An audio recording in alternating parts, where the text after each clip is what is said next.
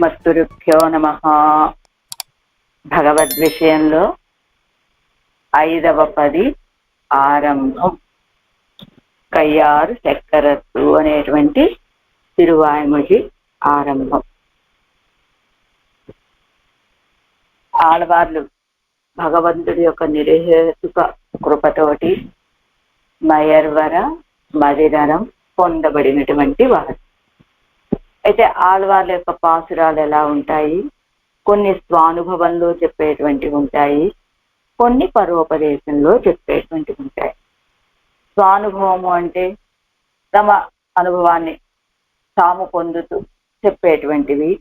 పరోపదేశము అంటే తాము అనుభవాన్ని తామే అనుభవిస్తూ ఉండేటువంటివి స్వానుభవం. పరోపదేశము అంటే మనకి ఉపదేశం చేయటం లాంటివి. ఇలా స్వానుభవము ఉంటాయి ఆళ్వార్ల పాసురాలలో, పరోపదేశము ఉంటుంది. అలానే స్వాపదేశము, అన్యాపదేశం అని 2 రకాలుగా కూడా ఉంటాయి. స్వాపదేశం అంటే ఏమిటి? బయటికి ఒక విషయాన్ని చెప్తూ ఉంటారు, కానీ వారు చెప్పదలుచుకున్నటువంటి విషయాన్ని లోపల ఇంకొక విషయాన్ని అందిస్తూ ఉంటారు. అది స్వాపదేశము.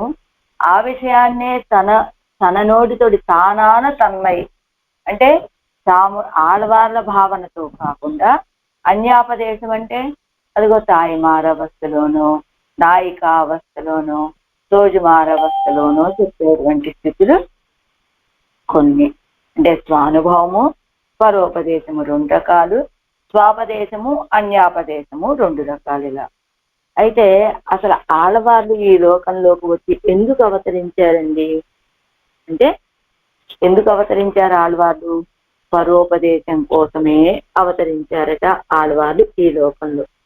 భగవంతుడు వాళ్ళని అవతరింపచేసింది మనలాంటి వాళ్ళకి ఉపదేశం చెయ్యటం కోసమే.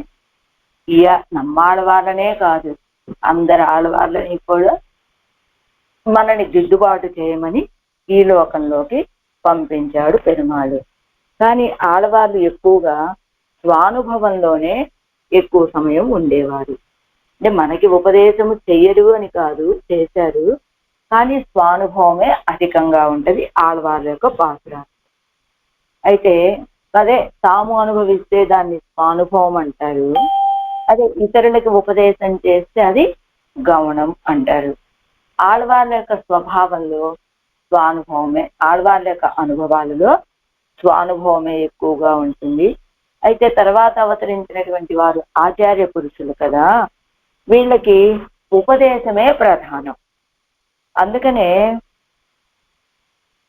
ఆళ్వార్లని పరోపదేశం కోసమే అవతరింపచేసినా కూడా వాళ్ళకి స్వానుభవం అధికంగా ఉంటుంది.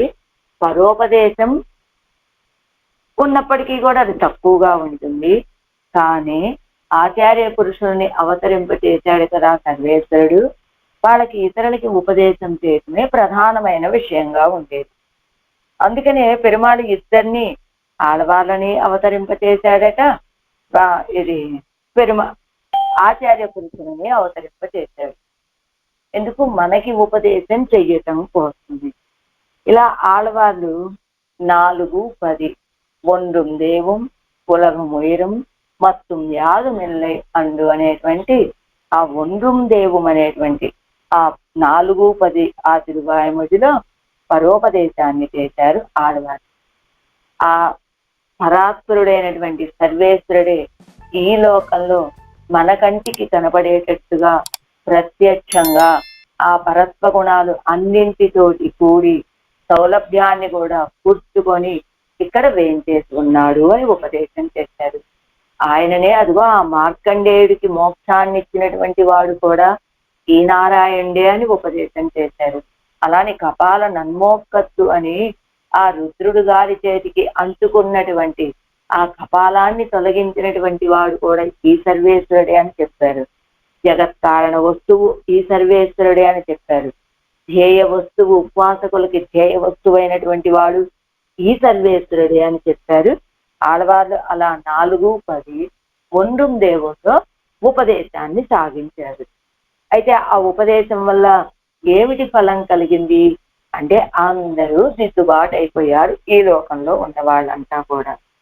అయితే అలా ఆళ్వార్ల యొక్క ఉపదేశం వల్ల దిద్దుబాటు అయినటువంటి భాగవతోత్తములందరికీ కూడా మన ఆళ్వార్లు 5:2 ఇప్పుడు మనం 5:1 కయ్యారు చక్కరొత్తు 5:2 పొలిగ పొలిగ పొలిగ అని అది భాగవత మంగళాశాసన పాత్రాలన్నమాట. అయితే వీళ్ళందరికీ మంగళాశాసనాన్ని చేస్తారు 5:2లో ఆళ్వార్లు. అయితే ఎవరికి మంగళాశాసనం చేశారండి ఆళ్వార్లు అంటే ఏమిటి చెప్తారట, కొంత ఆళ్వారు తిరునగర్లో ఉన్న వాళ్ళకే మంగళాశాసనం చేశారు ఆళ్వార్లు అని ఒక నిర్వాహం ఉన్నదట.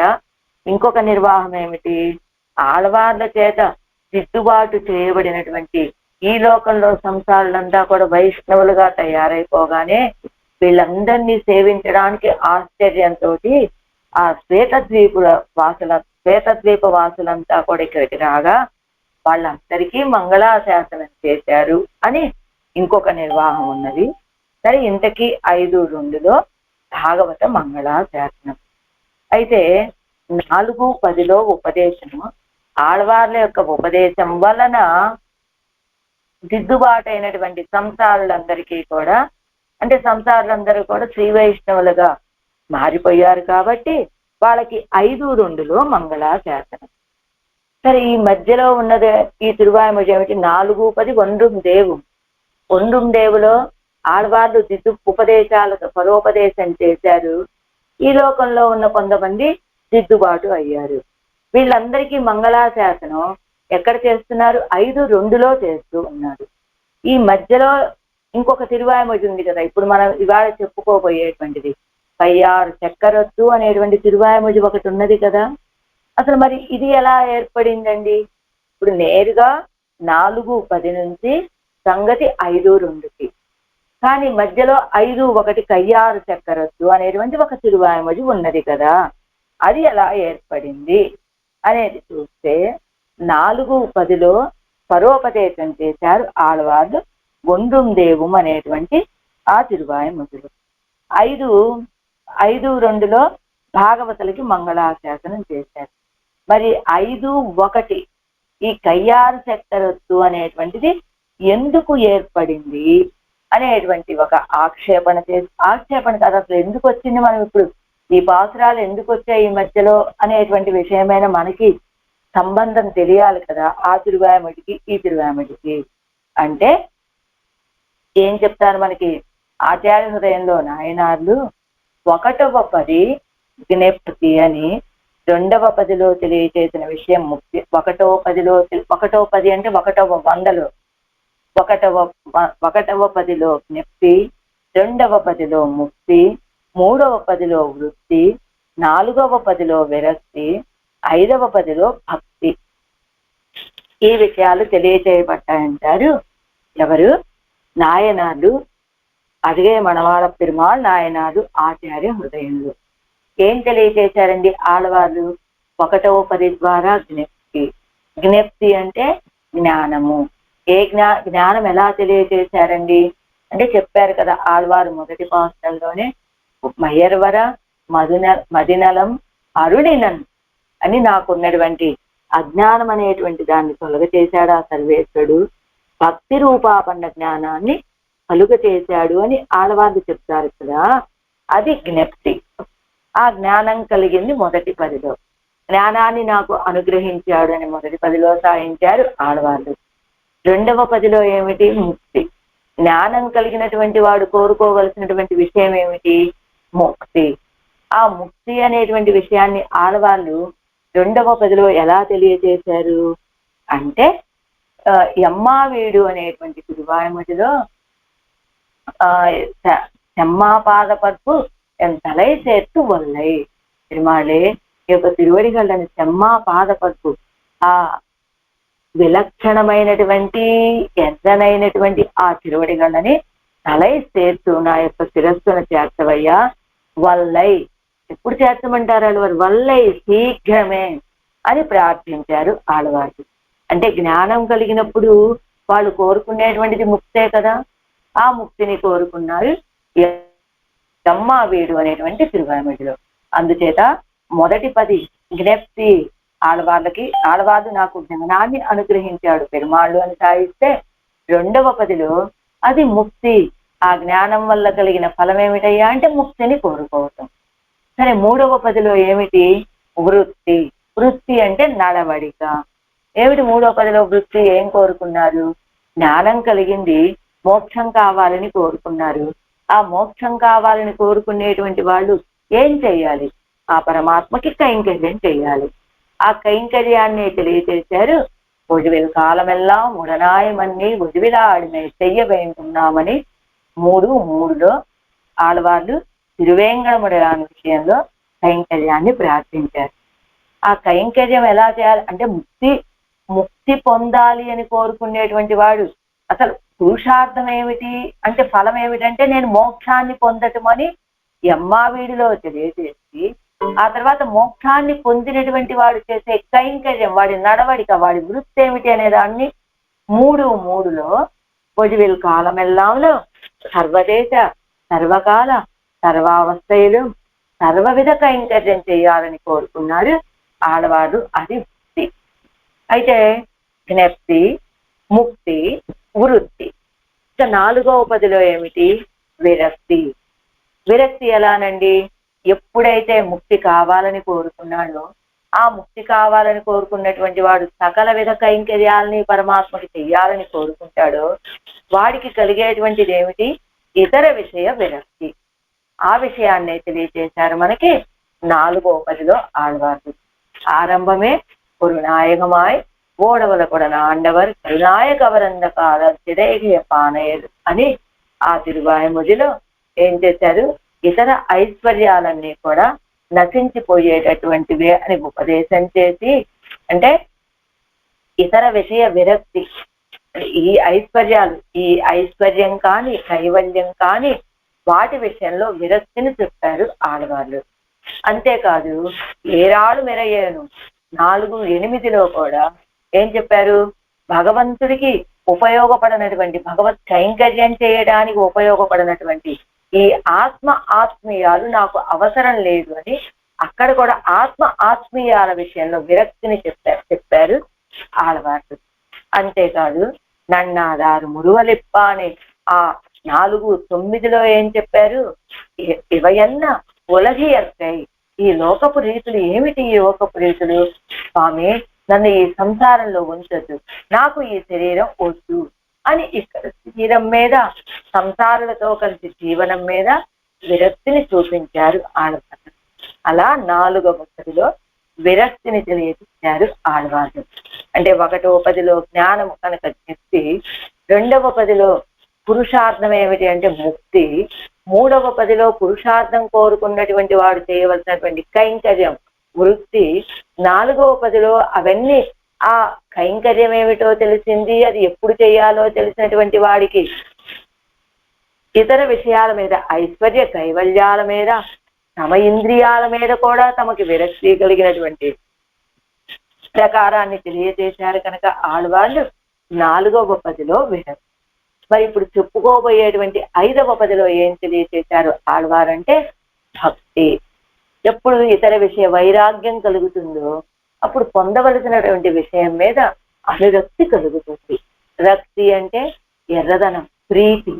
ఆ ప్రీతి ఏ విషయంలో కలుగుతుంది? భగవంతుడి విషయంలో కలుగుతుంది. అదే భక్తి. భగవంతుడి విషయంలో ఇతర విషయ విరక్తి, భగవంతుడి విషయంలో అనురక్తి, అదే భక్తి. ఆ భక్తి ఎలాంటిది అంటే సర్వేశ్వరుడు తానే భగవద్గీతలో ఎలా ఉపదేశం చేశాడు అంటే, భక్తి అంటే అన్బు అన్నా భక్తే, వేట్కై అన్నా భక్తే, అలా అవా అన్నా భక్తే. ఇలాంటి భక్తి గురించి చెబుతున్నారు ఆడవాళ్ళు ఈ 5వ పదిలో. అలా ఈ భక్తి కలిగినటువంటి వాళ్ళు ఎలా ఉంటారు అనేటువంటిది సతతం కీర్తయంతః యతంతశ్చ దృఢవ్రతాః అని నమస్యంతశ్చ మాం భక్త్యా నిత్యయుక్తాః ఉపాసతే అని కన్నపిరాన్ భగవద్గీతలో ఉపదేశం చేసినట్టుగా ఇక వాళ్ళు ఎలా ఉంటారు? సతతం కీర్తయంతః, అదో యతంతశ్చ దృఢవ్రతాః, నా విషయంలో దృఢమైన దీక్ష కలిగి ఉంటారు, ఎప్పుడు నన్నే కీర్తిస్తూ ఉంటారు. నమస్యంతశ్చ మాం భక్త్యా, ఎప్పుడు నన్నే నమస్కరిస్తూ ఉంటారు. నిత్యయుక్తాహ ఉపాసతే, ఎప్పుడు నాతో కూడి ఉండి నన్నే ఉపాసన చేస్తూ ఉంటారు. ఇది భక్తి కలిగినటువంటి వాళ్ళ లక్షణం. ఈ భక్తి కలగాలి అంటే మొదట ఇతర విషయాలలో విరక్తి కలగాలి. అంతేకాదు అలాంటి భక్తుల విషయంలో భగవంతుడి యొక్క అభిప్రాయం ఏమిటి? జ్ఞానేతు ఆత్మైవ మే మతం అంటాడు పరమాత్మ భగవద్గీతలోనే. ఆ జ్ఞాని అయినటువంటి వాడు నాకు ఆత్మ సముడర్రా అని ఆ భక్తుల విషయంలో అంత ప్రీతి కలిగి ఉంటాడు ఆయన.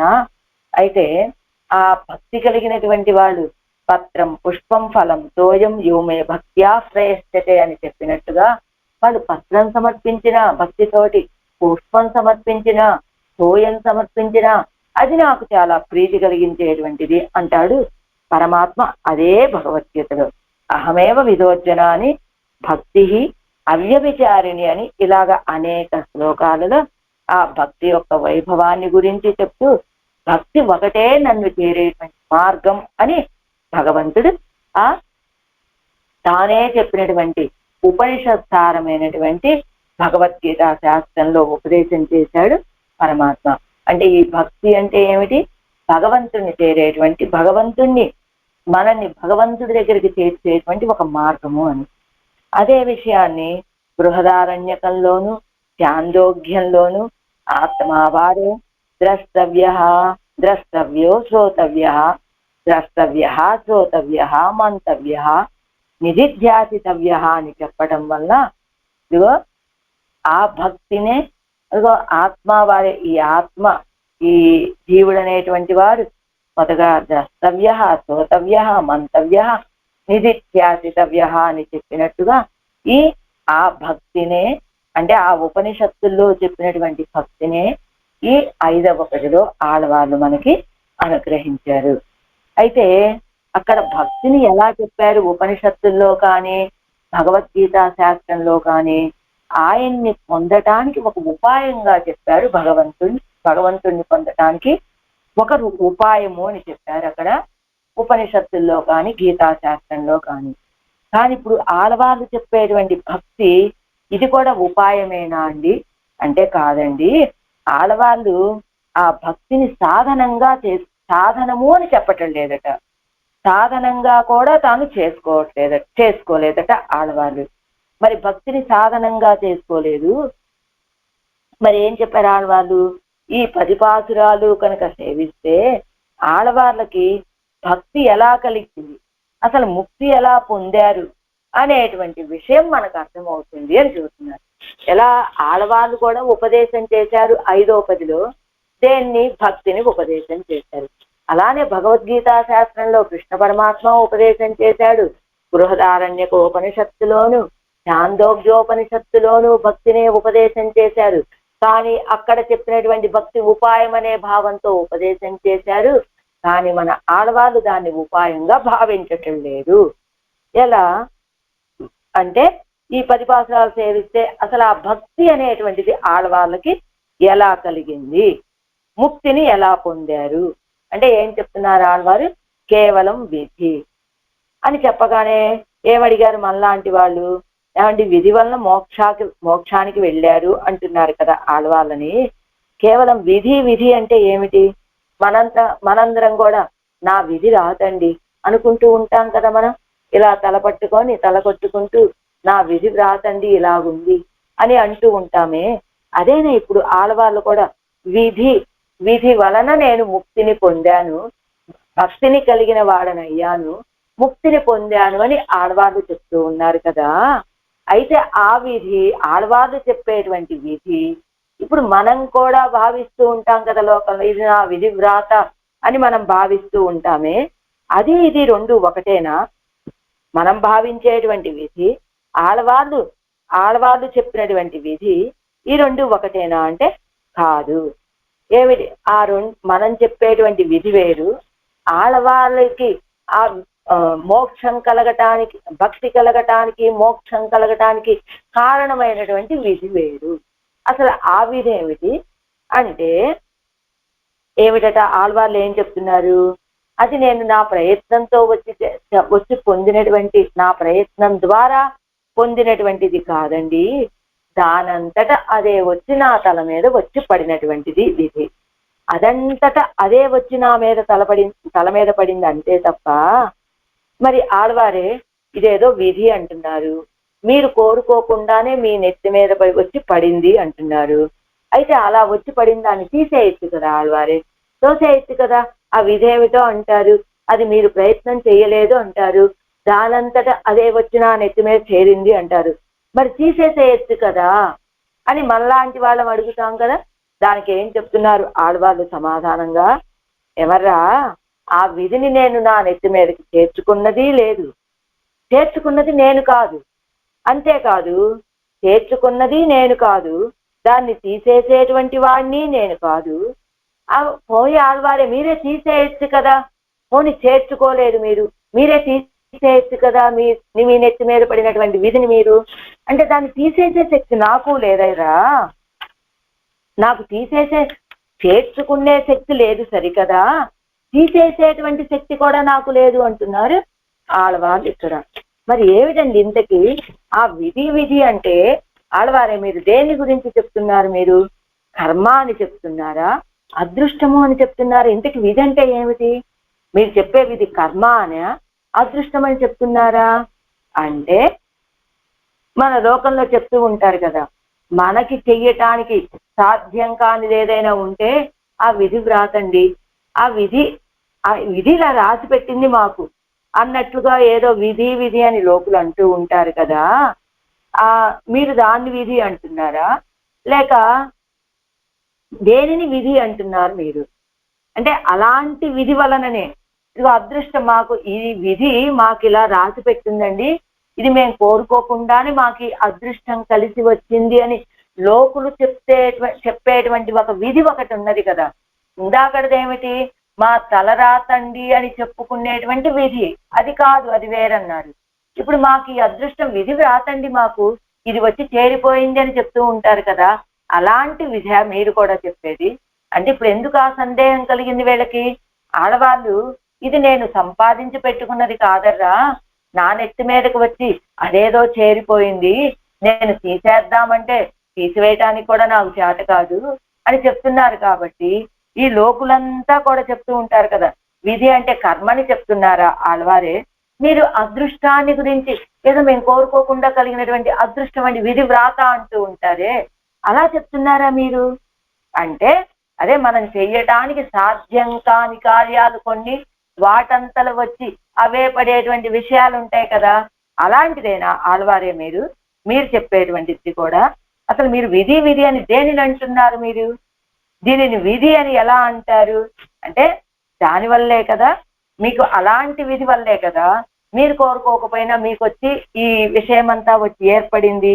అంటే మీకు భక్తి కలిగింది, మీకు భక్తి కలుగ చేసింది ఆ విధే కదా అని అంటే, అదిగో మీరు ఆళ్వారే మాకు భక్తి కలిగింది అని చెప్పారు, మోక్షం కలిగింది అని చెప్పారు, మోక్షాన్ని ఇచ్చింది కూడా ఆ విధి అని చెప్పారు కదా. ఇప్పుడు ఈ లోకంలో చెప్పేటువంటి వాళ్ళు అదే మనకు తెలియకుండా వచ్చి పడేటువంటి ఫలాలను విధి అంటారే, అదేనా ఆళ్వారే మీరు చెప్పేది? అంటే అది కాదండి అంటే, అయితే సరే ఆళ్వారే అది కాదంటున్నారు కదా, మరి లోకంలో కనపడే విధి అయితే మన అధీనంలో లేనటువంటిది, దానంతటా అదే వచ్చి చేరాల్సిందే తప్ప అలానే మీరు చెప్తున్నారు. కాబట్టి అసలు ఆ విధి మీకు అధీనం కావటానికి మీరేం చేశారు ఆళ్వారే? అంటే అసలు మీరు ఏ ప్రయత్నం చేశారు ఆళ్వారే అని ఒక ప్రశ్న వేస్తే మనలాంటి వాళ్ళమందరూ కూడా ఏంటంటున్నారు, ఆ విధి నాకు కట్టుబాటులో లేదు, అది అదృష్ట రూపం, దాన్ని నేను సంపాదించలేదు, దానికోసం నేను ఏ ప్రయత్నము చేయలేదు, అయినా ఆ విధే వచ్చి నా తల మీద చేరింది, దానివల్ల నాకు ఈ భాగ్యం కలిగింది అన్నారట ఆడవాళ్ళు. అర్థమైంది కదా, మనం చెప్పుకునేటువంటి విధి కాదండి. అసలు ఆ విధి అంటే ఎలా ఉంటుంది, అదేమిటి చెప్పండి ఆళ్వారు? మీరు ఏ ప్రయత్నంతో మీరు ఆ విధిని పొందారు అని మనం వేసినటువంటి ప్రశ్నకి ఆళ్వాళ్ళు చెప్పినటువంటి సమాధానం, ఆ విధి అనేటువంటిది నా కట్టుబాటులో లేదండి, అది అదృష్ట రూపం, కంటికి కనపడనటువంటిది, దానిని నేను కష్టపడి సంపాదించినటువంటిది కాదు, దాన్ని సంపాదించడానికి కూడా నేను ఏ ప్రయత్నము చేయలేదు, అయినప్పటికీ కూడా ఆ విధి అనేటువంటిది నా తల మీద చేరింది, దాని వలన నాకు ఈ భాగ్యం కలిగింది అని చెప్తున్నారు ఆళ్వార్లు. సరే ఆళ్వారు, మీరు ఇప్పుడు ఏదో భాగ్యాన్ని పొందాను అంటున్నారు కదా, ఏ భాగ్యాన్ని పొందారు మీరు? దాన్ని ఎప్పుడు పొందారు మీరు? మనం ఊరికనే ఉంటామేంటి? మళ్ళా ఈ ప్రశ్న వేశాం మనం. వెంటనే ఆళ్వారు దానికి ఏం సమాధానం చెప్తున్నారు? ఇప్పుడు విధి వల్ల తామేదో భాగ్యాన్ని పొందాము అన్నారు కదా ఆళ్వార్లు. ఏం భాగ్యాన్ని పొందారు మీరు అంటే, పోయినిన్న జ్ఞానం అనేటువంటి పాసురానికి పూర్వం ఆళ్వార్ల యొక్క స్థితి ఏమిటి? ఆళ్వార్ల యొక్క స్థితి పోయినిన్న జ్ఞానం పొల్లాజుక్కుమనేటువంటి పాసురం ఆళ్వార్ల యొక్క మొదటి ప్రబంధమైన తిరువిరక్తంలోని మొదటి పాసురం. ఆ పాసురానికి అంటే ఈ పాసురాన్ని అనుగ్రహించక పూర్వం, అంటే తిరువిరక్తం అనే కోశాన్ని కూడా అనుగ్రహించక పూర్వం ఎలా ఉన్నారు ఆళ్వార్లు? ఏమి జ్ఞానం అనేటువంటిది లేని సంసారం మాత్రమే ఉన్నటువంటి వారు ఆళ్వార్లు. అయితే ఆ సంసారం మాత్రమే తెలిసి ఉన్నటువంటి వాడిని నేను అప్పుడు. ఇప్పుడు ఎలా అయిపోయాను? ఉయ్యర్వర ఉయన్నలంలో చెప్పినట్లుగా మయర్వర మదినలం అరుడినన్. మయర్వర మదినలం, ఆ భగవంతుడి యొక్క నిర్హేతుక కృపతోటి ఆ అజ్ఞానమే మాత్రము లేని భక్తి రూప అన్న జ్ఞానాన్ని పొందిన వాడినయ్యాను. అంటే పోయినిన్న జ్ఞానానికి పూర్వం ఎలా ఉన్నాను? సంసారం మాత్రమే తెలిసినట్లుగా ఉన్నాను. అలాంటి నాలో కలిగినటువంటి మార్పు ఇదిగో ఈ తిరువాయమొഴി దగ్గరికి వచ్చేటప్పటికి మయర్వర మదినలం అరుడినన్ అన్నట్లుగా భక్తి రూపాపన్న జ్ఞానాన్ని పొందిన వాడిగా అయ్యాను. అయితే ఆ జ్ఞానం నా వరకు నా స్వానుభవంలో మాత్రమే ఉండేటట్లుగా అయ్యానా? ఏమైంది? ఊరంతా కూడా ఉపదేశం చేసేటువంటి స్థితి లభించింది నాకు. ఇది నేను పొందినటువంటి భాగ్యం. అయితే ఆళ్వార్లు మొదట మనలాంటి సంసారి వలె ఉన్నారు. సంసారి తప్ప వేరే విషయం తెలియనట్లుగా ఉన్నారు. అలాంటి ఆళ్వార్లకి ఆ విధి యొక్క అనుగ్రహం వల్ల మయర్వర మదినలాన్ని పొందారు. అది వారి వారి జ్ఞానం కలిగి ఉండటం మాత్రమే కాదండి, ఆ జ్ఞానంతో మనలాంటి వాళ్ళందరికీ ఉపదేశం చేసి మనందరినీ కూడా దిద్దుబాటు చేసేటువంటి స్థితి కలిగింది. ఇది కదా ఆళ్వార్లు పొందినటువంటి ఆ భాగ్యం. సరే ఆళ్వార్లు ఆలోచించారట, పూర్వం నేను అలా ఒక సామాన్యమైన సంసారి వలె కదా ఉన్నాను. ఆ సంసారిలాగా ఉన్నటువంటి నాకు ఇలాంటి మయర్వర మదినలం పొందటానికి కారణం ఏమిటి? సరే జ్ఞానం పొంది నా వరకు నేను ఉండటువంటి ఆ స్థితి వేరు, ఇలా ఊర్లో వాళ్ళందరికీ ఉపదేశం చేసేటువంటి స్థితి కలగటానికి కారణం ఏమిటి అని ఆలోచించారట ఆళ్వార్లు. ఎలా వచ్చింది ఈ శక్తి నాకు అని ఆలోచించారట. అప్పుడు ఆలోచిస్తే వచ్చినటువంటి సమాధానం ఆ విధి వలన. అయితే అవస్తువుగా ఎలా ఉన్నారు పూర్వం?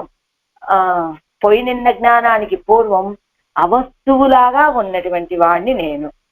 ఆ అవస్తువులాగా ఉన్నటువంటి వాణ్ణి యత్పదాంబోరోహ ధ్యాన విశ్వస్త శేషకల్మష వస్తుతాముపయాతోహం యామునేయం నమామితం అని ఆళ్వందాల యొక్క విషయంలో మన ఎంబెరమానాలు సాయించినటువంటి శ్లోకం. ఏమన్నారు? ఎంబెరమానాలు కూడా ఆ విధి ఏమిటి? ఆ విధి ఆళ్వందాల యొక్క అనుగ్రహం వలన నేను పూర్వం ఒక వస్తువుగా కూడా చెప్పడానికి అర్హత లేనట్టుగా ఉన్నటువంటి నేను ఈవేళ ఒక వస్తువు సంతమేనం తసో విదుహు అన్నట్లుగా ఒక వస్తువుగా లెక్కించేటువంటి స్థితిలోకి రాగలిగాను. ఎలా రాగలిగాను? ఆ ఆళ్వందాలకు తిరువడిగలని ఆశ్రయించటం వల్ల. ఇంత మాత్రమేనా? ఇదిగో నాకు చేతైనటువంటి విషయాన్ని నలుగురికి చెప్పి వాళ్ళని దిద్దుబాటు చేయగలిగేటువంటి స్థితి కలగటానికి కారణం ఏమిటి? యత్పదాంబోరుహ ధ్యాన విధ్వస్తా శేషకల్మష వస్తుతాముపయాతోహం యామునేయం నమామితం అని ఆ ఆళ్వందాల యొక్క అనుగ్రహంతో నేను ఇంత జ్ఞానం కలిగిన వాడిని అయ్యాను. ఈ జ్ఞానంతో నలుగురిని దిద్దుబాటు చేయగలిగేటువంటి స్థితిని కలిగిన వాడిని అయ్యాను అని ఎంబెరుమానాలు చెప్పినట్టుగా, అలానే ఆళ్వార్లు కూడా ఏమీ లేనటువంటి ఇది ఎంబెరుమానాలు నన్ను ఒక వస్తువుగా చేసింది ఏమిటి? ఆ విధే అని ఆళ్వందా ఇది వీరు నమ్మాళ్వారు చెప్పినది ఆ విషయమే, అదిగా ఇక్కడ ఎంబెరమానాలు చెప్తున్నది ఆ విషయమే. సరే, ఇందాకటి నుంచి మీరు విధి విధి విధి అని చెప్తున్నారు కదా, ఇంతకీ ఆ విధి అంటే ఏమిటండి? ఎవరు అంటే ఆళ్వార్లు చెప్పినటువంటి విధి ఏమిటయ్యా అంటే కేవలం భగవంతుడి యొక్క కృప. ఆ ఆ కృపనే కొనియాడుతూ ఉన్నారు ఆళ్వార్లు. ఈ 5:1 కయ్యారు చక్కరత్ అనేటువంటి ఈ తిరువాయ్మొழிలో. అంటే ఆళ్వారు ఏం చెప్తున్నారు? ఈవేళ నేను 10 మందికి ఉపదేశం చేసి ఆ 10 మంది దిద్దుబాటు అయ్యేలాగా చేయగలగటానికి కారణం ఏమిటయ్యా అంటే భగవంతుడి యొక్క కృపే. ఆ భగవంతుడి యొక్క కృపనే కొనియాడుతూ ఉన్నారు ఈ 5:1లో. అయితే ఏం చెప్పారు ముందు? 4:10లో పరోపదేశం. ఆ పరోపదేశంతో లోకంలో ఉన్న వాళ్ళందరూ దిద్దుబాటు అయ్యారు.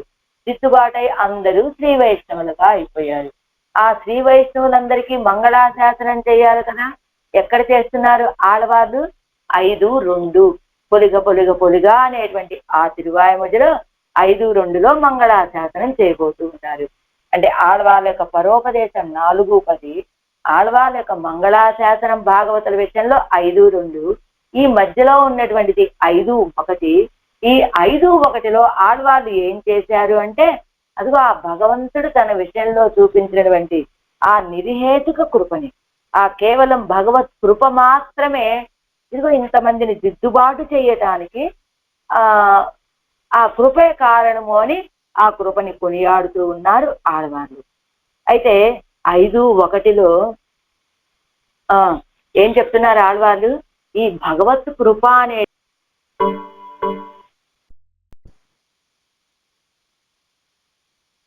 ఆ కృప ఎలాంటిదో తెలుసా? ఆ కృపని నా అంతట నేను కోరుకోకుండానే నా నెత్తి మీద వచ్చి పడినటువంటి కృప. దాన్ని నేను తీసేయలేను నా ప్రయత్నంతో. సరే, ఆ కృపని నా మీద చూపించినటువంటి సర్వేశ్వరుడు ఏదైనా తీసేయగలడా అండి? ఆయనకు కూడా సాధ్యం కాదండి ఆయన కృపని అడ్డుకోవటం. ఆయనకి సాధ్యం కాదు ఆ కృపని తొలగించడం. కొన్ని పక్కనే ఉంటారు కదా పిరాటిమార్లు, వారేమన్నా తీసేయగలరా ఆ కృపని?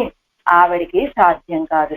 అలాంటి కృపని నా మీద ఆ సర్వేశ్వరుడు వర్షించాడు అని ఆ విషయాన్ని, ఆ కృప కలిగినటువంటి విషయాన్ని ఇదిగో ఇందులో ఆ కృపని కొనియాడుతూ ఉన్నారు ఆళ్వార్లు ఈ 5:1లో. అయితే ఇక్కడ మనకి ఒక శంక చేసుకుంటున్నారు మళ్ళా. ఏమంటే 4:10లో ఏం చేశారు? ఒందుం దేవుళ్ళ ఉపదేశం చేశారు, అందరూ దిద్దుబాటు అయ్యారు. వాళ్ళకి 5:2లో మంగళాశాసనం చేస్తున్నారు. ఇప్పుడు దిద్దుబాటు అయిన వెంటనే ఇప్పుడు దీంట్లో ఏమిటి? కృతజ్ఞత ఆవిష్కరణ. 5:1లో ఏమిటి? భగవంతుడు తన విషయంలో చూపించినటువంటి కృపకు కృతజ్ఞత ఆవిష్కరణ అనుకుందాం. ఇప్పుడు ఏం చేయాలండి? క్రమం ప్రకారం చేయాలి అంటే 4:10లో వీరు చేసినటువంటి ఉపదేశాలకి వాళ్ళందరూ దిద్దుబాటు అయిపోయి వాళ్ళందరూ శ్రీ వైష్ణవులు అవ్వగానే వెంటనే ఏం చేయాలి? వాళ్ళకి మంగళాశాసనం చేసి ఆ తర్వాత ఇదిగోండి నేను ఈ కార్యం చేయడానికి కారణమైనటువంటిది భగవంతుడి యొక్క కృప అని అక్కడ కదా కృతజ్ఞతావిష్కరణ చెయ్యొచ్చు కదా. మరి వెంటనే ఇలాగా వాళ్ళని దిద్దుబాటు అయిపోయారండి 4:10లో చేసిన ఉపదేశం వల్ల అని వెంటనే మంగళాశాసనం చేయవలసి ఉండగా కృతజ్ఞతావిష్కరణ ఎందుకు చేస్తున్నారు ఆళ్వార్లు? మరి వెంటనే ప్రకారం అయితే వరుసగా అయితే కనుక ముందు వాళ్ళకి మంగళాశాసనం చేసి ఆ తర్వాత కృతజ్ఞతావిష్కరణ చేసుకోవచ్చు కదా. అంటే కాదండి, ఆడవాళ్ళకి ఇది సహజమైన స్వభావం. మనం ఉయ్యర్నలంలో చూసామనుకోండి, ఆ పాసురాన్ని సేవిస్తే ఉయ్యర్నలం ఉడయవన్ యవనవన్ మయర్వర మదినలం అరుడినన్ యవనవన్ అయ్యర్వరు మమరర్గల్ అధిపతి యవనవన్ అనేది 3 పాదాలు కూడా. మొదటి దాంట్లో ఏమిటి? ఉయ్యర్నలం ఉడయవన్ యవనవన్, అనేక కళ్యాణ గుణాలు కలిగినటువంటి వాడు ఎవరో ఆయన ఎవరు? అయ్యర్వరు మమరర్గల్ అధిపతి అని చెప్పేయాలి కదా వరుసలో చెప్పేటప్పుడు. ఆయన ఎవరో కాదండి, అజ్ఞానమే మాత్రము లేని నిత్యసూరులకి అధిపతి అని చెప్పేసేయాలి కదా. కానీ మధ్యలో 2వ పాదంలోనే ఏం చెప్పారు? మయర్వర మదినలం అరుడినన్ యవనవన్ అంటున్నారు ఆడవాళ్ళు. మయర్వర మదినలం అరుడినని ఎందుకు? కృతజ్ఞతావిష్కరణ. ఇదిగో ఎలా నిత్య సంసారిగా ఉన్నటువంటి నా విషయంలో ఇలా అజ్ఞానమే మాత్రము లేని భక్తి రూపాపన్న జ్ఞానాన్ని నాకు నిర్హేతుకంగానే కృప చేసినటువంటి వారు పెరుమాళ్ళు అనేటువంటి భావన గుర్తు రాగానే మొదట ఆయన ఎవరో తెలియచేశారు. ఆ ఎవరు?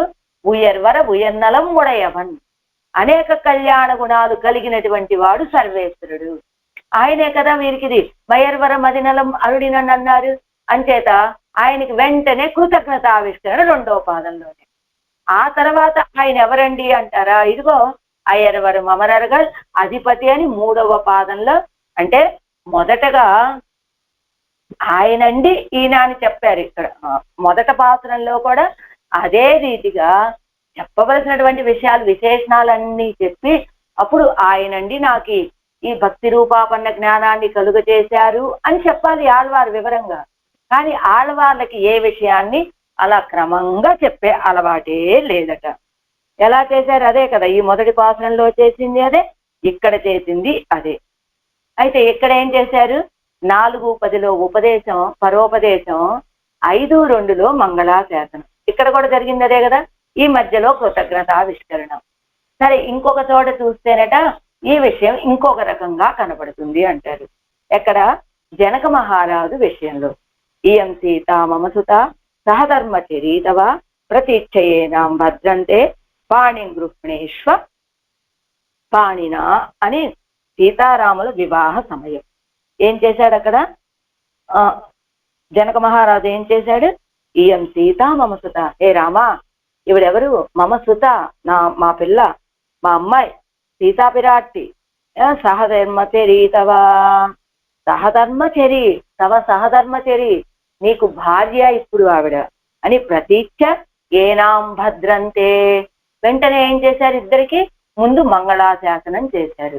మరి ప్రతీక్ష ఏనాం భద్రంతే, మీ ఇద్దరు చాలా ఆనందంగా ఉండాలయ్యా, సుఖంగా ఉండాలి, ఏ అవధ్యాలు లేకుండా మీ ఇద్దరు కలిసి ఉండాలి అని భద్రం తే భద్రం, మీ ఇద్దరికి కూడా భద్రం భద్రం అని మంగళాశాసనం చేసిన తర్వాత అప్పుడు పాణిం గృహ్ణేష్వ పాణినా అని తర్వాత వాళ్ళిద్దరి యొక్క వివాహ కార్యం, అంటే ముందుగా కార్యాన్ని చెప్పి ఇదిగో వివాహం అవుతోందయ్యా, మీ ఇద్దరు దంపతులయ్యారు, అలా ఉన్నటువంటి మీ ఇద్దరికి మంగళాశాసనం అని అనాలి కదా జనక మహారాజు. కానీ ఇక్కడ జనక మహారాజు ఏం చేశారు? హే రామా, నీ ఇద్దరికి ఎదుగో నీ యొక్క సహధర్మచరి ఈవిడ ఈవిడని నువ్వు వివాహం చేసుకోబోతున్నావు, లేదా నిన్ను ఈవిడ వివాహం చేసుకోబోతోంది, కాబట్టి మీ ఇద్దరికి మంగళం అని చెప్పిన తర్వాత ఆ తర్వాత జరగబోయే కార్యం ఏమిటి అనేది పాణిం గృహ్ణేష్వ పాణినా అని మంగళాశాసనం చేసిన తర్వాత జరగబోయే కార్యాన్ని అనుగ్రహించారట జనక మహారాజు. అయితే ఏమండి, ఇక్కడ నమ్మాళ్ళ వాళ్ళేమో మొదట ఉపదేశము, ఆ తర్వాత కృతజ్ఞతావిష్కరణ, ఆ తర్వాత మంగళాశాసనం. కానీ మన జనక మహారాజు ఏం చేశారు? మొదట మంగళాశాసనము, ఆ తర్వాత జరగబోయే కార్యం, ఆ కార్యం వల్లే కదా వాళ్ళిద్దరూ కలిశారు మంగళాశాసనం చేయాలి, అలా చెప్పారు. ఏ విషయం తగినదండి? నమ్మాళ్ళ వాళ్ళు చేసిన విషయం తగిన విషయమా, లేదా జనక మహారాజు చేసినటువంటి విషయం తగినదా అంటే ఎవరిది వారిదేనండి. జనక మహారాజు అలా చేయడానికి కారణం ఏమిటట? ఇప్పుడు ఎదురుగా ఉన్నారు సీతారాములు ఇద్దరు, వివాహ వేదిక మీద ఇద్దరూ కనబడ్డారు. ఒక్కసారిగా వీరి మనోఫలకంలో వీరి యొక్క వీరిద్దరికి వివాహం జరగబోతోంది అని ఒక ఆలోచన కలిగింది జనక మహారాజుకి. మన ఏవ మనుష్యాణ ఇది మొదట యత్ మనసాధ్యాయతి అన్నట్లుగా ఏ విషయమైనా మొదట ఆలోచన కలిగేది మనసులోనే కదా. అలానే ఒక ఆలోచన కలిగిందట జనక మహారాజుకి. ఏమిటి, ఇప్పుడు వీళ్ళిద్దరూ దంపతులు అవ్వబోతున్నారు కదా అని వారు మనోనేత్రంతో వారిద్దరు దంపతులుగా అయినటువంటి సన్నివేశాన్ని సేవించారట జనక మహారాజు. వెంటనే అది ఉల్కండుకు మనోనేత్రంతో మాత్రమే సేవించారు. వీళ్ళిద్దరు దంపతులు అవ్వబోతున్నారు, ఇదిగో ఇలా ఉంటారు కదా వీళ్ళిద్దరు దంపతులైతే అని ఒక్కసారిగా ఆ భావన కలిగి దాన్ని మనోనేత్రంతో సేవించగానే వెంటనే వారికి కలిగినటువంటి భయం, వీళ్ళిద్దరికి ఏ అవధ్యం కలుగుతుందో అనే భయంతో బాహ్యంలో వాళ్ళిద్దరికీ జరగవలసినటువంటి వివాహ తంతు జరగకపోయినప్పటికీ కూడా ముందుగానే ప్రతిచ్ఛయేనాం భద్రంతే అని ముందుగా వాళ్ళకి మంగళాశాసనం చేసి ఆ తర్వాత అది వాళ్ళ వివాహ కార్యాన్ని యువపాణి గృహ్ణేశ్వ పాణిన అని అదిగో అలా మంగళాశాసనం చేసి ఆ తర్వాత జరగబోయే కార్యాన్ని చెప్పారు వాళ్ళు. కాబట్టి నమ్మాళ్ళ వాళ్ళ విషయం తగినదా, లేకపోతే జనకుడి యొక్క ప్రభావం జనకుడి యొక్క ప్రకారం తగినదా అంటే ఎవరైనా జనకుడి యొక్క కార్యం జనకుడు చేసినటువంటి కార్యానికి తగినటువంటిది, నమ్మాళ్ళ వాళ్ళు చేసినటువంటి విషయం నమ్మాళ్ళ వాళ్ళకి తగినటువంటిది. నమ్మాళ్ళ వాళ్ళు ఎలాంటి వారు అంటే భద్రంతే, అదే జనక మహారాజు భద్రంతే అని మొదట పాడి ఆ తర్వాత పాణి గృహ్ణేశ్వ పాణిన అని పాడినట్లుగా వారు అక్కడ మొదట మంగళాశాసనం చేశారు, తర్వాత కృతజ్ఞతావిష్కరణ చేశారు జనక మహారాజు. కానీ ఇప్పుడు మన నమ్మాళ్ళ వాళ్ళు మొదటగా కృతజ్ఞతావిష్కరణ చేస్తూ ఆ తర్వాత మంగళాశాసనం చేస్తూ ఉన్నారు భాగవతులకి. ఇది ఇందులో విషయం. అంటే ఏమిటి, ఇప్పుడు 5:2 చెప్పబోయేటువంటి విషయం ఏమిటంటే భగవంతుడు తన విషయంలో చూపించేటువంటి ఈ నిర్హేతుక కృపకి కలిగినటువంటి ఫలమే ఈ వీళ్ళందరికీ నేను చేసినటువంటి ఉపదేశము. ఆ ఉపదేశానికి వీళ్ళందరూ దిద్దుబాటు కావటం, ఇంతమంది ఈ లోకంలో ఉన్న వాళ్ళంతా దిద్దుబాటు కాగానే అది చూసి ఆ ఆనందం కలిగినటువంటి ఆడవాళ్ళు దీనంతటికీ కారణం నాకు ఈ జ్ఞానం నిత్య సంసారిగా ఉన్నటువంటి నాకు ఈ జ్ఞానం కలగటానికి కారణమైనటువంటిది, ఆ జ్ఞానం నా వరకు స్వానుభవము అనుకోకుండా పరోపదేశం చేయడానికి కారణమైనటువంటిది, ఆ పరోపదేశం వల్ల ఎంతమంది దిద్దుబాటు అవ్వడానికి అందరూ శ్రీ వైష్ణవులు మారటానికి కారణమైనటువంటిది ఆ భగవంతుడి యొక్క కృప కనుక ఆ కృపను చూపించేటువంటి సర్వేశ్వరుడి విషయంలో అది తాము ప్రార్థిస్తే వచ్చి చేరినటువంటి కృప కాదు కదా, నిర్హేతుకంగానే వచ్చి చేరినటువంటి కృప. ఆ కృపకి కృతజ్ఞతలు చెప్తున్నారు ఈ 5:1 ఆళ్వార్లు. ఇప్పుడు 7 వ్యాఖ్యానం. 5లో ఆరంభంలోనే ఉన్నటువంటిది నన్నాదారు మురువలెప్పవిలే సంసారిகள் படுகிற கிளேசத்தை அனுசந்தித்து அதுக்கு பரிகாரமாக பகவத் பரத்வ ஞானத்தை உண்டாக்குவோம் என்னும் பகவத் பரத்வத்தை உபதேசித்தார் கீஜ். అదిగో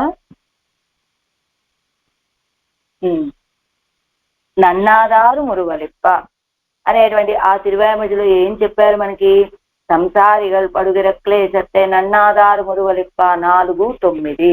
అందులో ఈ సంసారులు పడేటువంటి ఈ బాధలని చూడలేకపోయారు, ఈ సంసారులతో కలిపి నన్ను ఉంచద్దు, నన్ను ఈ సంసారం నుండి తీసుకువెళ్ళిపోవయ్యా అని ప్రార్థించారు.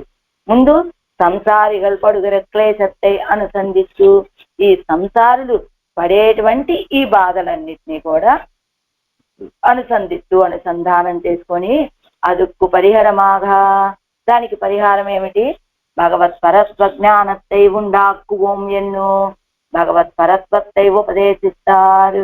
అది ఏం చేయాలి, ఈ సంసారంలో పడి ఉండి ఈ క్లేశాలను పడగటానికి కారణం ఏమిటి అని ఆలోచించినటువంటి ఆడవాళ్ళు చెప్పారు కదా, ఇతర దేవతల విషయంలో పరత్వ జ్ఞానం, భగవంతుడి విషయంలో ఈయనే పరుడు అనేటువంటి జ్ఞానం లేకపోవడం, అదే సంసార బీజానికి కారణము అనుకున్నారు కదా, ఆ కారణం అని చెప్పారు కదా మనకి దేవుడు. వీళ్ళకి నన్నాదారులో కూడా చెప్పింది అదే, ఏమిటి వీళ్ళు ఇలా సంసారంలో పడి దుఃఖించడానికి కారణం ఏమిటి, ఇతర దేవతల్ని ఆశ్రయించడం. ఆ ఇతర దేవతల్ని ఎందుకు ఆశ్రయిస్తున్నారు వీళ్ళు, వాళ్లే పరత్వం కలిగినటువంటి వాళ్ళు అనే జ్ఞానం కలిగి, ఆ జ్ఞానం అదే ఇతర దేవతల విషయంలో వాళ్లే పరత్వం కలిగిన వాళ్ళనే జ్ఞానం ఒకటి, రెండవది సర్వేశ్వరుడి విషయంలో పరత్వ జ్ఞానం లేకపోవటం ఒకటి. అంటే అవసరం లేని చోట వాళ్లే పరుడు అని భావిస్తున్నారు, అది అసలైన పరుడు విషయంలో ఈయన పరుడు అనే జ్ఞానం లేకుండా ఉన్నారు, అదే కారణమని. కాబట్టి ఇప్పుడు వీళ్ళకి ఈ సంసారం అనే ఈ దుఃఖాలు కలగడానికి, ఈ సంసారంలో ఉండి వీళ్ళు దుఃఖాలు పడటానికి కారణమైనటువంటిది ఏమిటి, ఈ సంసార సంబంధం. ఈ సంసార సంబంధం తొలగాలి అంటే వీళ్ళకి కలగవలసినటువంటి జ్ఞానం ఏమిటి, భగవంతుడే పరుడు అనే జ్ఞానం కలగాలి. కాబట్టి ఏం చేద్దాం, భగవంతుడి యొక్క పరత్వాన్ని వీళ్ళకి ఉపదేశం చేద్దాం అనుకున్నారు ఆడవాళ్ళు.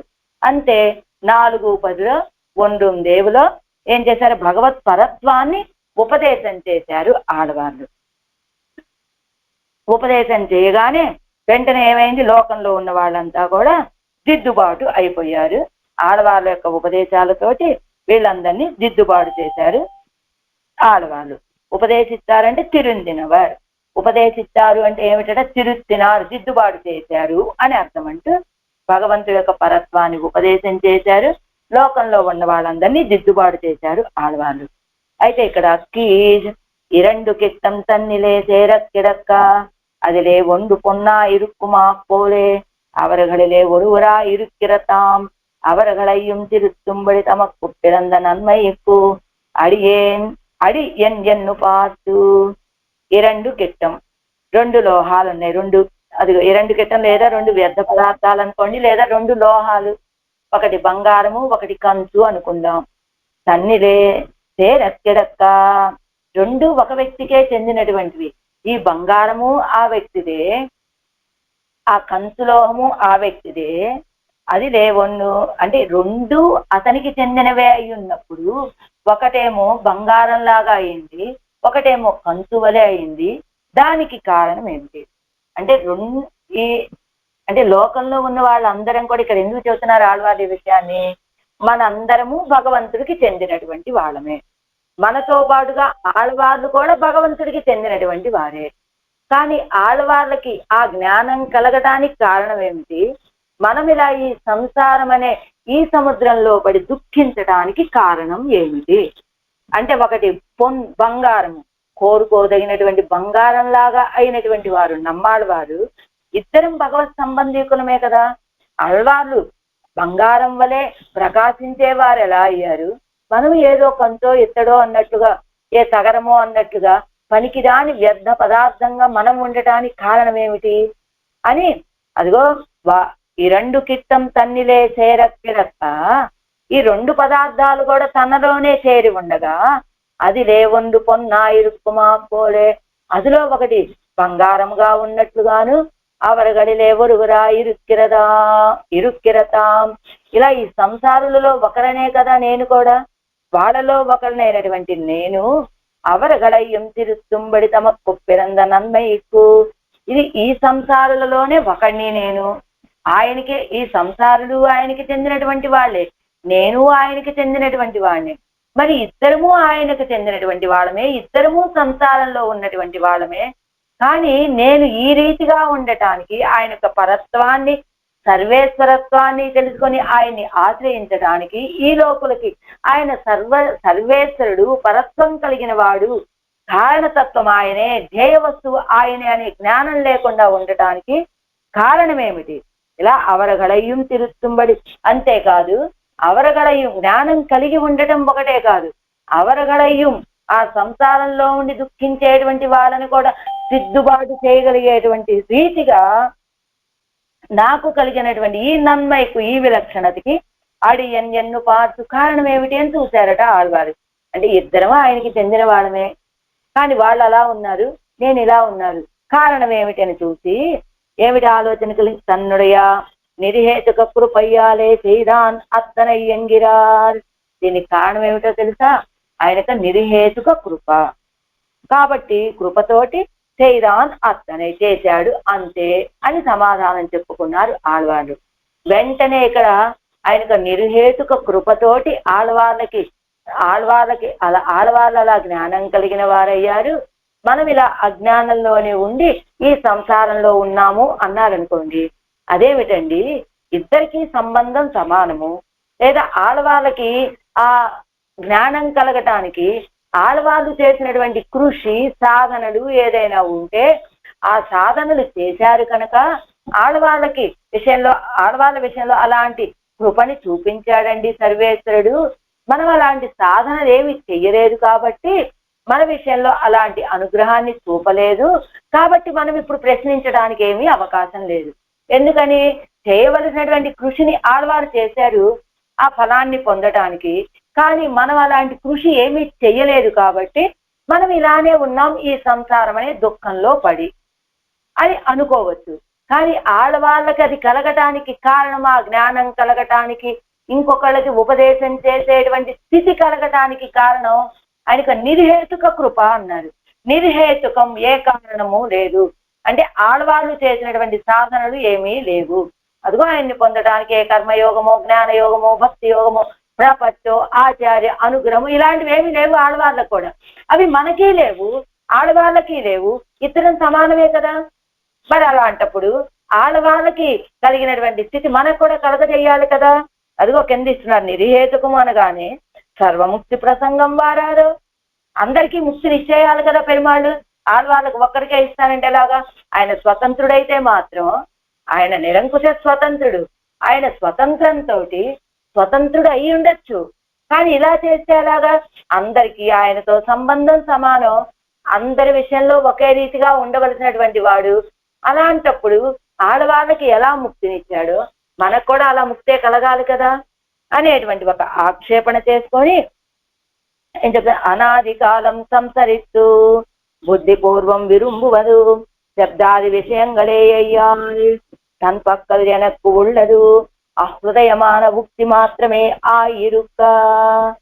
అదిగో అనాది కాలంగా ఈ సంసారంలో తిరుగుతూ పుడుతూ ఉండి బుద్ధిపూర్వం విరుంబవదు, బుద్ధిపూర్వకంగా కోరుకున్నటువంటివి ఏమిటో తెలుసా?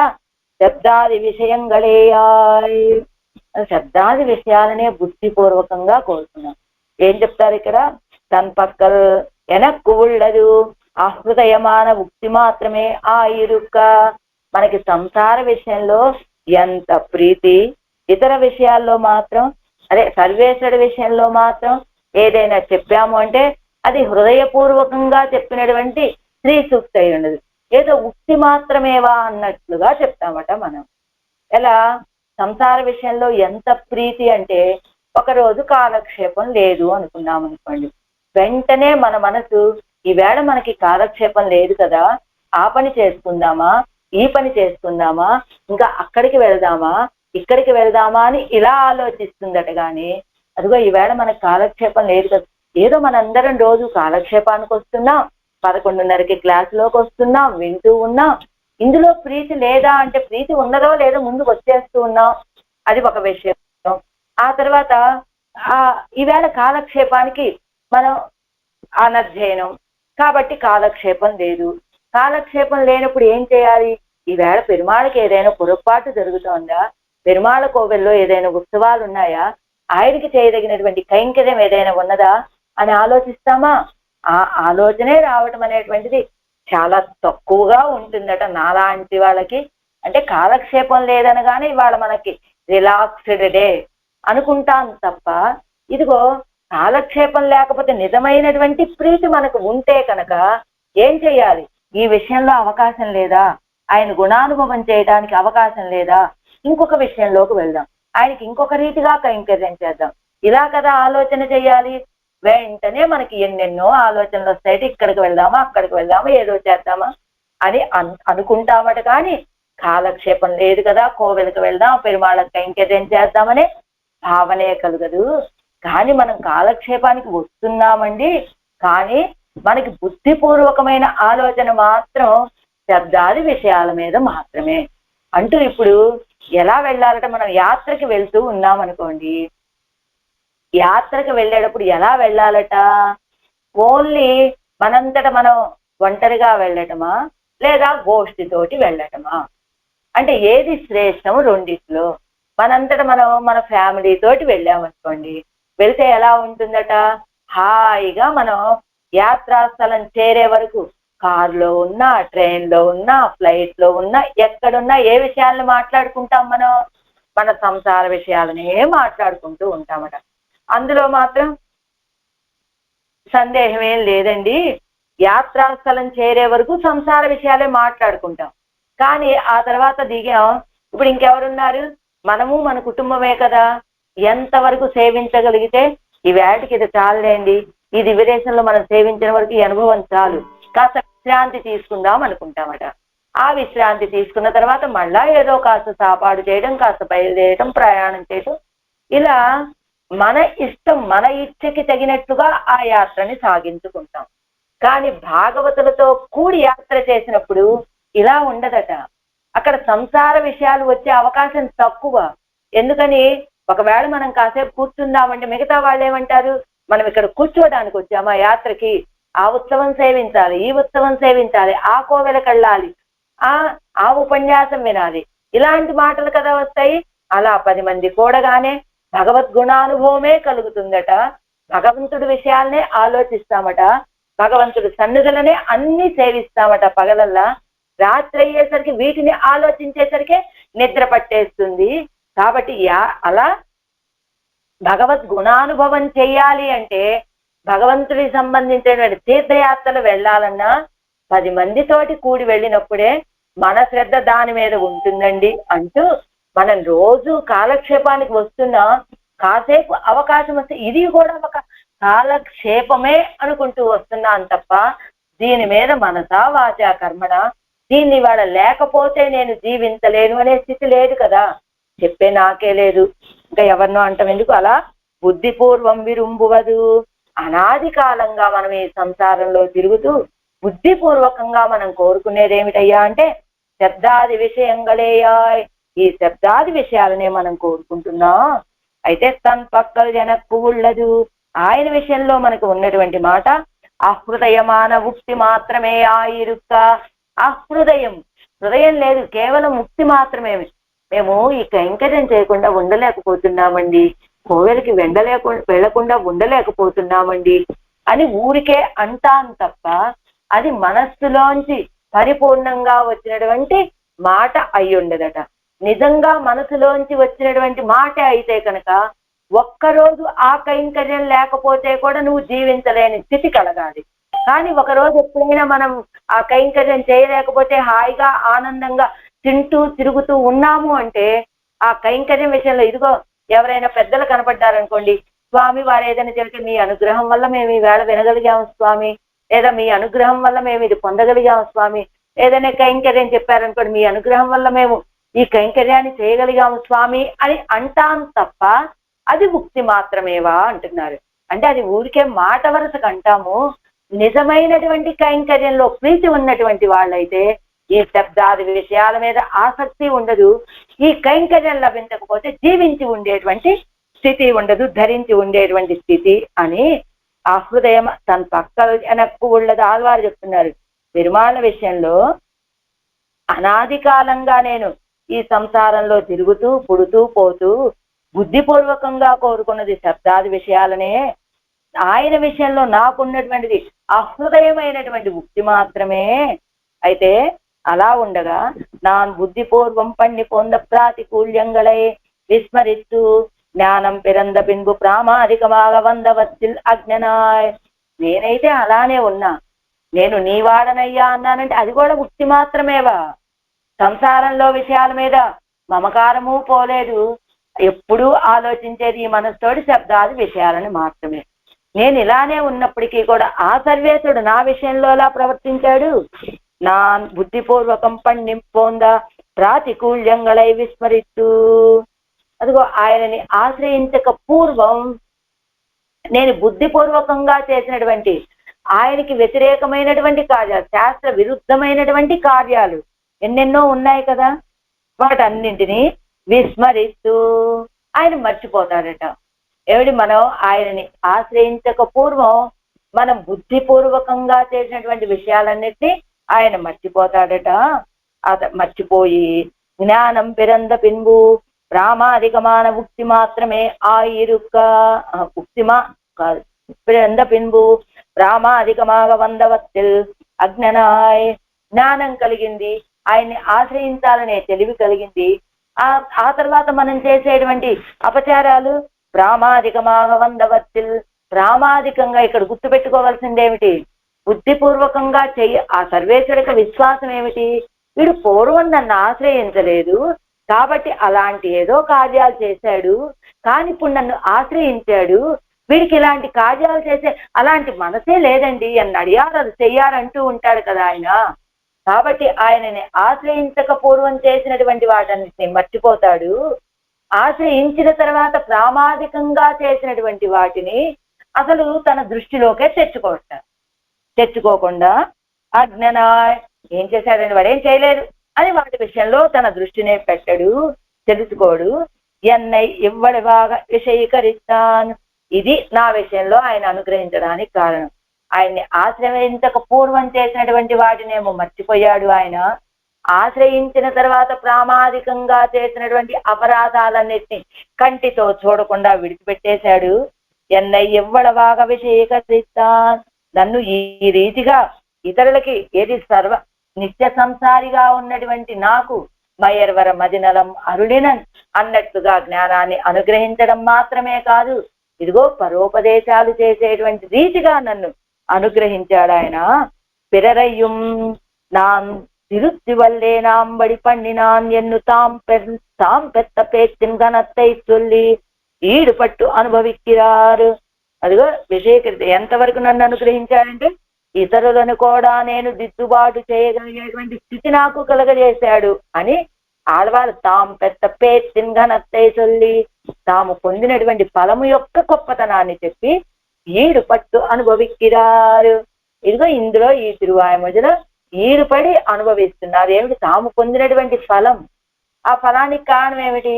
నేను ఆయన ఆశ్రయించక పూర్వం చేసిన అపచారాలని మనసు మర్చిపోయాడు ఆయన. ఆశ్రయించిన తర్వాత ప్రామాణికంగా చేసినటువంటి తప్పులని అసలు ఆయన గుర్తే తెచ్చుకోలేదు. అలా నా విషయంలో అనుగ్రహించాడు. ఎంతలా అనుగ్రహించాడంటే నాకు జ్ఞానాన్ని కలుగ చేయటం మాత్రమే కాదు, ఆ జ్ఞానంతో ఇతరులను దిద్దుబాటు చేయగలిగేటువంటి స్థితి నాకు కలుగ చేశాడు అని ఆడవాళ్ళు తాము పొందినటువంటి గొప్ప ఫలాన్ని చెప్పి ఈడుపడి అనుభవిస్తూ ఉన్నారు. భగవత్ పరత్వ జ్ఞానத்தை தன்னெஞ்சிலே படுத்தினபடி ஐயும் அதுக்கு உறுப்பாயிருப்பது ஒரு நன்மை தமக்கு இன்னிக்கே இருந்தபடியையும் அநாதி காலம் தாம் விபரீதங்களையே அனுஷ்டித்து போந்தபடியையும் புருஷார்த்த உபாயமாக சொல்லுகிறவற்றில் தாம் ஒன்னும் நான் கண்டறியாதே கண்டறியாதே இருக்கிறபடியையும் భగవంతుడి యొక్క పరత్వ జ్ఞానాన్ని నా మనస్సులో పడవేశాడు. దానికి తగినట్లుగా ఆ పరత్వ జ్ఞానం నాకు కలిగేటట్లుగా అనుష్ఠిత్తు పోందపడియయం విపరీతంగా కాదు పడియయం అది కూరుప్పాయిరుప్పది వరు నన్మై తమకు ఎన్నికే ఇరుందపడియయం. అలాంటి భగవత్పరత్వ జ్ఞానం నా మనసులో పడటానికి తగినటువంటి నన్మై ఏ విలక్షణత తమకు ఇన్నికే ఇరుందపడియయం తమకేమీ లేకపోవటాన్ని అనాది కాలం తాం విపరీతంగళయ్యే అనుష్ఠిత్తు పోందపడియయం అనాది కాలంగా విపరీతాలనే తాము అనుష్ఠిస్తూ పోయినటువంటి ప్రకారాన్ని పురుషార్థ ఉపాయமாக சொல்லுகிறவற்றில் தாம் ஒன்னும் கனா கண்டறியாதே இருக்கிறபடியையும். ఏది పురుషార్థ ఉపాయమాగా కోరుకున్నటువంటి ఫలం ఏమిటి? ఆయనకి కైంకర్యం చేయాలి, ఆ మోక్షాన్ని పొందాలి, కైంకర్యం చేయాలి, ఇది కదా ఫలము. కానీ దానికి తగినట్లుగా ఏదైనా సాధనలు ఉన్నాయా ఆడవాళ్ళ దగ్గర అంటే పురుషార్థ ఉపాయమాగా పురుషార్థాన్ని పొందడానికి ఉపాయంగా చొల్లుగిరవత్తిలిం తాం ఒన్నుం చెప్పినటువంటి వాటిల్లో కర్మయోగ, జ్ఞానయోగ, భక్తి యోగ, ప్రపత్తి, ఆచార్య నిష్ఠ, వీటిల్లో ఒక్కటి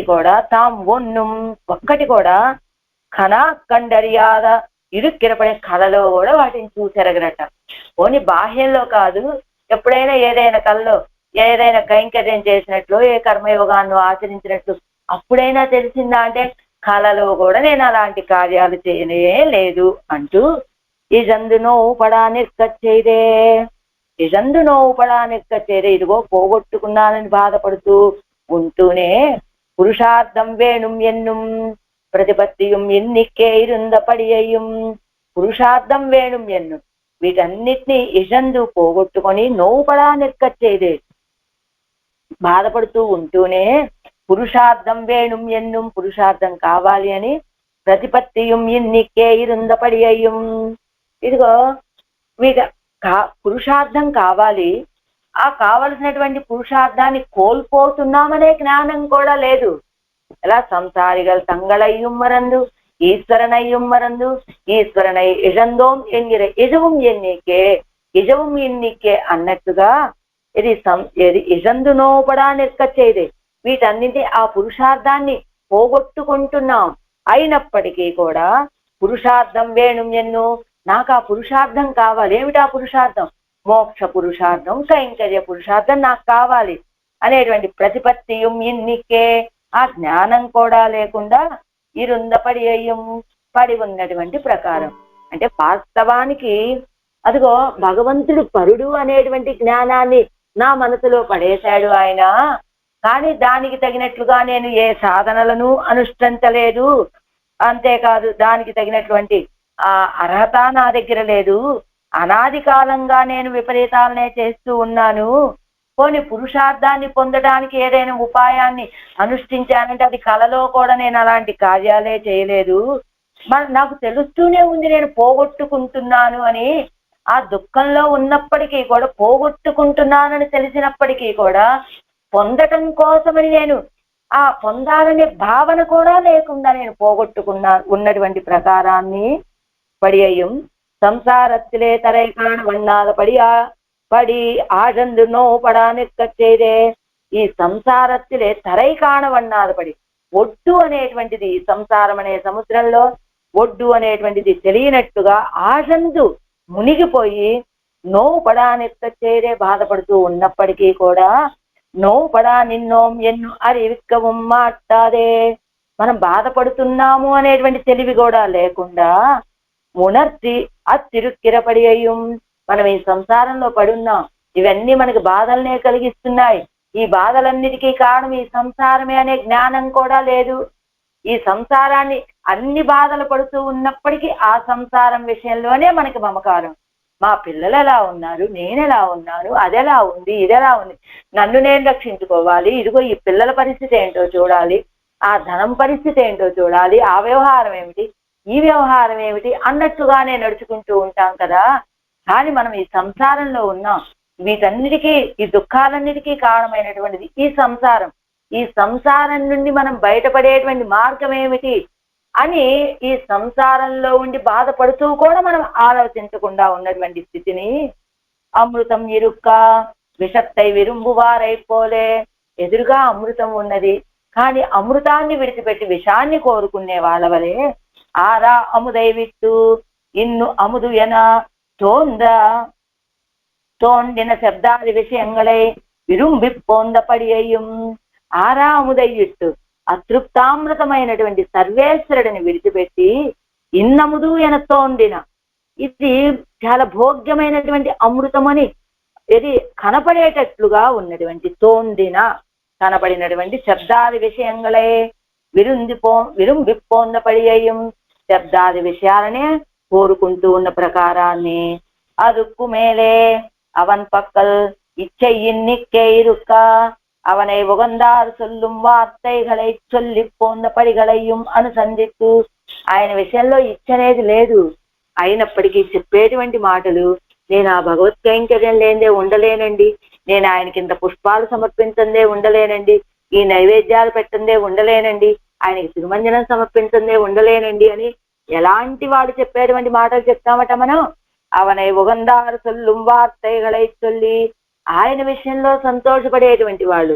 ఇదిగో ఒక యశోదా పిరాటి మాట్లాడినట్లుగా మాట్లాడతామట, ఒక కౌసల్యా పిరాటి, ఒక దేవకీ పిరాటి, ఒక విదురుడు, ఇలాంటి వాళ్ళందరూ, ఒక ఇళై పెరుమాళ్, లక్ష్మణ స్వామి, ఇలాంటి వాళ్ళందరూ, ఒక సుగ్రీవుడు, ఒక విభీషణుడు, ఇలాంటి వాళ్ళు ఆయన విషయం అవనై ఉగందారు సొల్లుం వార్తైகளை சொல்லி పొందప్పడిగలయ్యం అనుసంధిస్తూ, ఇదంతా కూడా ఆడవాళ్ళు. నేను ఇలాంటి వాడిని, ఆయన విషయంలో ఇచ్చ లేకపోయినప్పటికీ ఇదిగో ఆయన విషయంలో సంతోషపడి ఆనందాన్ని కలిగినటువంటి వాడు చెప్పేటువంటి మాటలనే చెప్తూ, ఇప్పటి సర్వ ప్రకారత్తాலும் ఇరుక్కిరయన్నై, అన్ని విషయాల్లో అన్ని రకాలుగాను తక్కువ వాడిని, అల్పుడునిగా ఉన్నటువంటి ఎన్నై నన్ను అవై ఒన్నుం పారాదే, ఇవేమీ చూడలేదు సర్వేశ్వరుడు.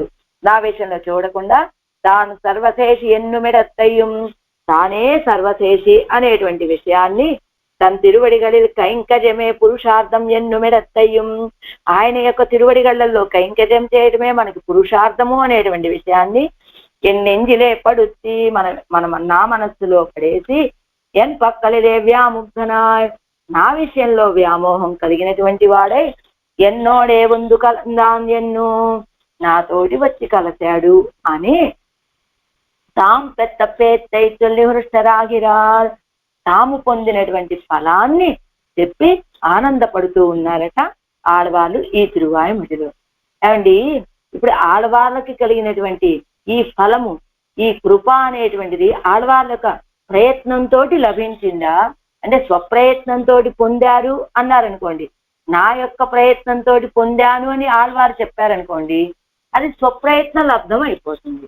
లేదా మనం కాదండి, ఆ స్వప్రయత్నం నుంచి దానిని అడ్డుకుంటే సర్వేశ్వరుడు మన మీద ఈ కృపని ప్రవహింప చేసేటప్పుడు ఆ కృపని మనం అడ్డుకున్నాం అనుకోండి, అప్పుడేమవుతుంది, ఆయన యొక్క స్వతంత్రానికి విరోధం అవుతుంది. అంటే ఆయన స్వతంత్రుడు, ఇవ్వాలనుకున్నప్పుడు ఇస్తాడు, దాన్ని పుచ్చుకోవటమే తప్ప మనం దాని గురించి సర్వేశ్వరుడు ఇచ్చేటువంటి అనుగ్రహం విషయంలో మనం ఈ అనుగ్రహం నాకేం వద్దు అన్నాం అనుకోండి, ఆయన యొక్క స్వతంత్రానికి అడ్డవుతుంది. కనుక ఈవేళ నేను పొందేటువంటి ఈ ఫలానికి కారణము ఏమిటి అంటే ఆయన యొక్క నిర్హేతుక కృపే. ఆ కృప కారణంగానే నాకు ఈ జ్ఞానము కలిగింది, ఈ జ్ఞానంతో ఇంకొకరికి ఉపదేశం చేసే శక్తి కలిగింది, ఆ ఉపదేశంతో లోకులందరినీ దిద్దుబాటు చేయగలిగినటువంటి స్థితి వచ్చింది. దీనంతటికీ కారణం నేను నా ప్రయత్నంతో చేసినటువంటి ప్రయత్నాలు ఏమీ లేవు. ఏ కర్మయోగాన్ని ఆచరించలా, జ్ఞానయోగాన్ని, భక్తి యోగాన్ని, ప్రపత్తిని, ఆచార్య కృపని